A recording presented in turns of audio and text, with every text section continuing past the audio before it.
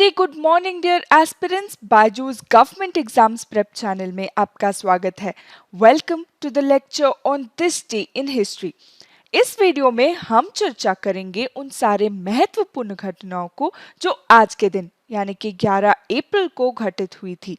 We shall discuss all the important facts that are most important from the point of view of all the government exams, followed by some practice questions based on today's discussion. ये सारे अभ्यास प्रश्न आपके आगामी government exams यानी कि SSC, DPC, banking और कई सारे गवर्नमेंट एग्जाम्स के लिए लाभदायक होंगे।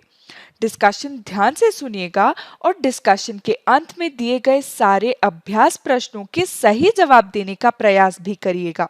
तो चलिए शुरू करते हैं आज का discussion beginning with 1827 birth of social activist Jyotirao Phule. समाज सेवी ज्योतिराव फूले का जन्म हुआ था आज ही के दिन 11 अप्रैल 1827 में। Jyotirao Phule is also known as Mahatma Phule. He was born into a family that belonged to the Mali caste, which is considered as the Shudra in the Varna system of Indian castes. इनका जन्म हुआ था महाराष्ट्र के सतारा district में। फूले ने अपने English schooling भी पूरी की थी। वे महाराष्ट्र के एक भारतीय सामाजिक कार्यकर्ता, विचारक, जाति विरोधी, समाज सुधारक और लेखक भी थे। His work extended to many fields including the eradication of untouchability and the caste system, and he is also known for his efforts in educating women and exploited caste people. इनका विचार ये था कि समाज में निचली जातियां और महिलाएं बहुत वंचित है और उनका उद्धार शिक्षा में ही निहित है। He taught reading and writing to his wife Savitribai Phule. ये और इनकी पत्नी सावित्रीबाई फूले भारत में महिला शिक्षा के पायनियर्स थे। फूले started his first school for girls in the year 1848 at Tatya Saheb भीडे's residence और भीडेवाड़ा। He, along with his followers, also formed the Satyashodak Samaj to attain equal rights for people from exploited castes. Satyashodak Samaj was a social reform society founded by Jyotirao Phule in Pune in Maharashtra on the 24th of September 1873. People from all religions and castes could become a part of this association. Satyashodak Samaj worked for the upliftment of the oppressed classes. Some of Mahatma Phule's published works are Gulamgiri, Tritiya Ratna, ब्राह्मणांचे कसब, सार्वजनिक सत्य धर्म पुस्तक। 28 नवंबर 1890 में इनका निधन हो गया। अब आगे बढ़ते हैं अगले इवेंट की ओर, जो है 1887। A famous painter Jamini Roy was born. एक प्रसिद्ध चित्रकार जेमिनी रॉय का जन्म हुआ था। जेमिनी रॉय का जन्म वेस्ट बंगाल के बांकुरा डिस्ट्रिक्ट में हुआ था। He was raised in an average middle-class, art-loving household which ultimately influenced his future decisions. 16 साल की उम्र में ये कैलकाटा के गवर्नमेंट कॉलेज ऑफ आर्ट में पढ़ने गए। अवनींद्रनाथ टैगोर, जो बंगाल स्कूल ऑफ आर्ट के फाउंडर थे, ये उस कॉलेज के वाइस प्रिंसिपल थे। 1908 में इन्होंने डिप्लोमा इन फाइन आर्ट्स प्राप्त की। Roy is also described as an art machine because he produced about 20,000 paintings in his lifetime. In the year 1934, he received a Viceroy's Gold Medal in All India exhibition for one of his works. 1955 में भारत सरकार द्वारा इनको पद्म भूषण से सम्मानित किया गया था। Also in the year 1955, he was made the first fellow of Lalit Kala Academy, the highest honor in the fine arts conferred by the Lalit Kala Academy. Lalit कला अकेडमी फेलोशिप को ललित कला अकेडमी रत्ना के नाम से भी जाना जाता है। It is an honor for the fine arts in India given to eminent artists for their lifetime achievement in the field of visual arts. It is awarded by Lalit Kala Academy, which is India's National Academy of Art. Please remember that it is the highest honor in the fine arts conferred by the Government of India. Gemini Roy का निधन 24 अप्रैल 1972 में उनके 85th जन्मदिन के कुछ दिनों बाद ही हुआ था। अब आगे बढ़ते हैं अगले इवेंट की ओर जो हमारे एग्जाम्स के दृष्टिकोण से महत्वपूर्ण है। वो है 1999 इंडिया स्ट्रेटेजिक बैलिस्टिक मिसाइल अग्नि 2 वाज टेस्ट फायर्ड। भारत की सामरिक बैलिस्टिक मिसाइल अग्नि 2 का परीक्षण किया गया था। India's strategic ballistic missile, the Agni 2, was test fired for the first time on this day at Balasore in Odisha. ये भारत द्वारा स्वदेशी रूप से यानी कि इंडिजिनसली डेवलप किए जाते हैं। ये एक surface to surface ballistic missile है जिसका रेंज है medium to intercontinental range. It has two solid fuel stages and a post-boost vehicle integrated into the missile's re-entry vehicle. The series is named after one of the elements of the nature which is fire. Agni is also the name of Hindu god of fire. इसी family का first missile अग्नि 1 को test किया गया था 1989 में। It was built as a part of the Integrated Guided Missile Development Program. Agni 2 was the second one in the series and was first test fired in the year 1999 from Abdul Kalam Island off the coast of Odisha in Balasore. The island was then called as Wheeler Island. ये एक परमाणु हथियार सक्षम missile है। It is a nuclear capable ballistic missile.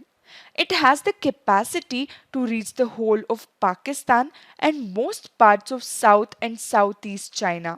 Also note that Agni 2 ballistic missile को Indian army में induct किया गया है। इस टॉपिक से आपको सिर्फ इतना ही जानना होगा। आगे बढ़ते हैं अगले इवेंट की ओर जो है 1977 Indian author and activist Phanishwar Nath Renu passed away. भारतीय लेखक और कार्यकर्ता फणीश्वर नाथ रेणु का निधन हो गया। Phanishwarnath Renu was one of the most successful and influential writers of modern Hindi literature in the post-Premchand era. इनका जन्म हुआ था 4 मार्च 1921 में in Bihar. He was educated in India and in Nepal. 1942 में उन्होंने भारतीय स्वतंत्रता संग्राम में हिस्सा लिया। बाद में उन्होंने 1950 में नेपाली क्रांतिकारी आंदोलन में भाग लिया जिसके परिणाम स्वरूप नेपाल में लोकतंत्र की स्थापना हुई थी। He also had a very close friendship with Satchidananda Hirananda Vatsyayan, his contemporary poet who was popularly known by his pen name Agyeya. मैला आंचल इनका पहला नॉवेल था। इसको एक मास्टरपीस माना जाता है।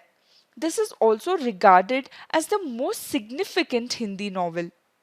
ये एक सामाजिक उपन्यास था जिसमें ग्रामीण बिहार और उसके लोग खासकर वनहित लोगों के जीवन को दर्शाया गया था।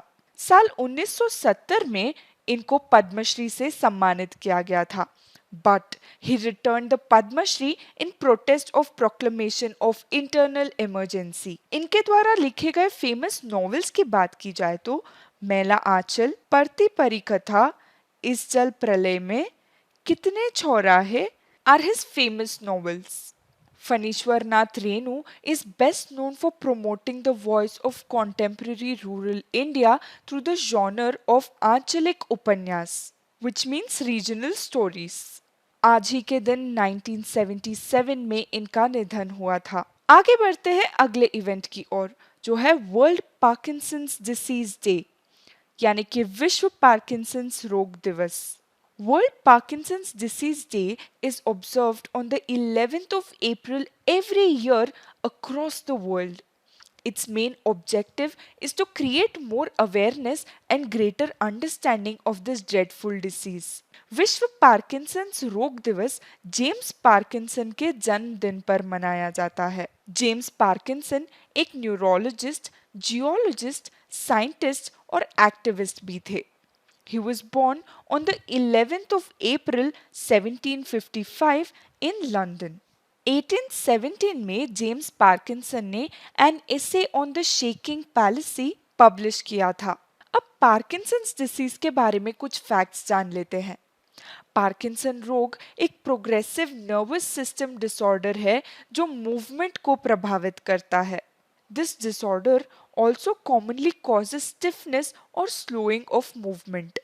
It damages nerve cell in the brain, dropping the level of dopamine. Dopamine वो केमिकल है जो दिमाग से पूरे शरीर तक बिहेवियरल सिग्नल्स भेजता है। Dopamine is the hormone responsible for motivation, attention and memory. इसमें आपको ये जानना होगा कि दवा रोग के लक्षणों को नियंत्रित करने में मदद कर सकती है, लेकिन इसे ठीक नहीं किया जा सकता। There is no cure for Parkinson's disease. It affects the age group from 6 to 60 years across the world. चलिए अब देखते हैं आज के अभ्यास प्रश्न। ये सारे क्वेश्चंस आज ही के this day in history discussion पर आधारित है। सारे क्वेश्चंस के सही जवाब आप कमेंट सेक्शन में जरूर लिखिएगा। Practice question number 1। Which of the following hormones is responsible for motivation, attention and memory? निम्नलिखित में से कौन सा हार्मोन प्रेरणा, ध्यान और स्मृति के लिए जिम्मेदार है? Option A cortisol, option B dopamine, option C melatonin, option D testosterone. Practice question number 2। Who is the author of the book Gulamgiri? Gulamgiri का लेखक कौन है?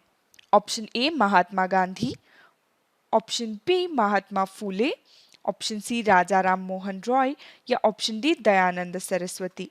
Practice question number 3। Who among the following is a contemporary of the author Phanishwar Nath Renu?